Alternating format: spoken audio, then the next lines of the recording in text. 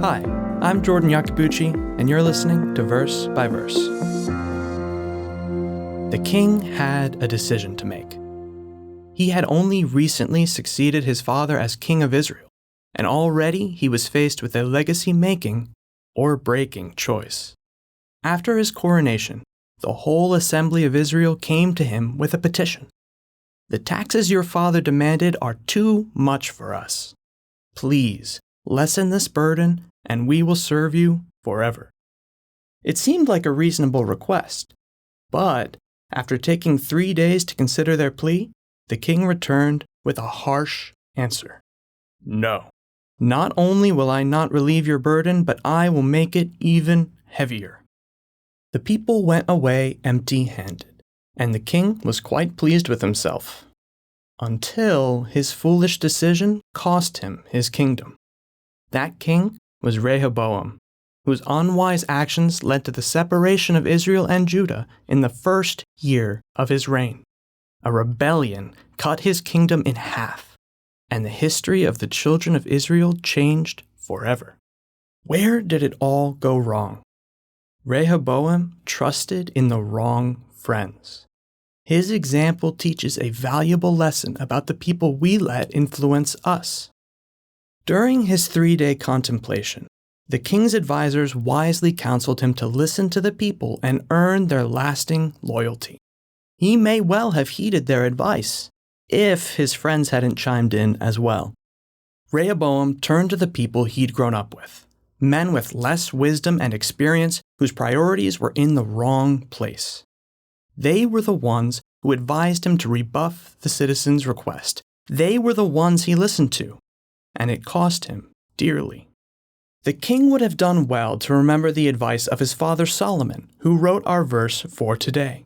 In Proverbs 12:26, Solomon writes, "The righteous should choose his friends carefully, for the way of the wicked leads them astray."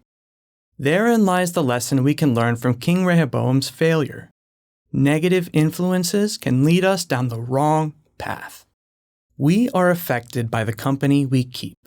The effects may be obvious or more subtle than we realize.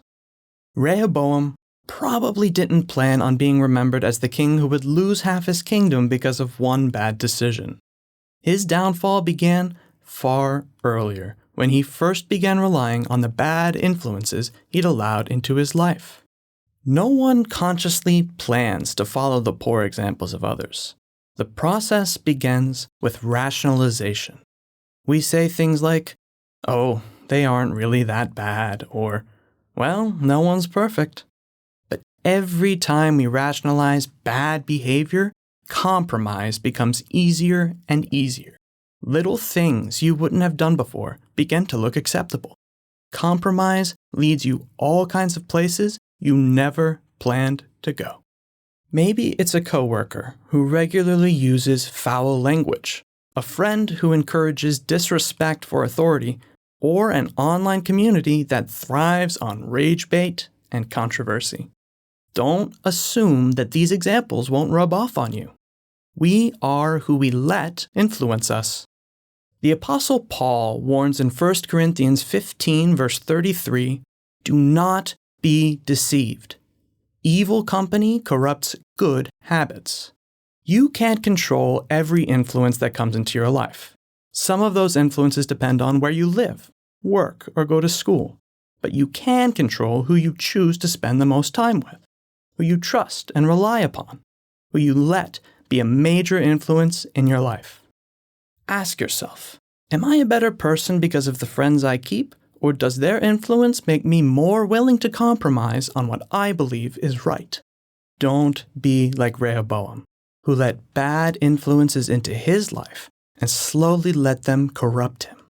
You may not be leading Israel, but your daily choices are still important. They dictate what kind of person you will be and how you will be remembered. Proverbs 12:26 warns us about bad influences, but the opposite is also true. Just as a wicked friend will lead you astray, a good friend will help you stay on the right path. When considering a new friend, make it a point to observe how they conduct themselves. Are his or her values spiritually compatible with yours? Will that new influence have a positive or a negative impact on you? Imagine what history might have looked like if Rehoboam had followed this advice with his own friends. What a difference it might have made in his life. Now imagine what a difference it could make in yours. Verse by Verse is a Life, Hope, and Truth podcast. Check out the show notes to find more free content, like videos, articles, and booklets in our Learning Center.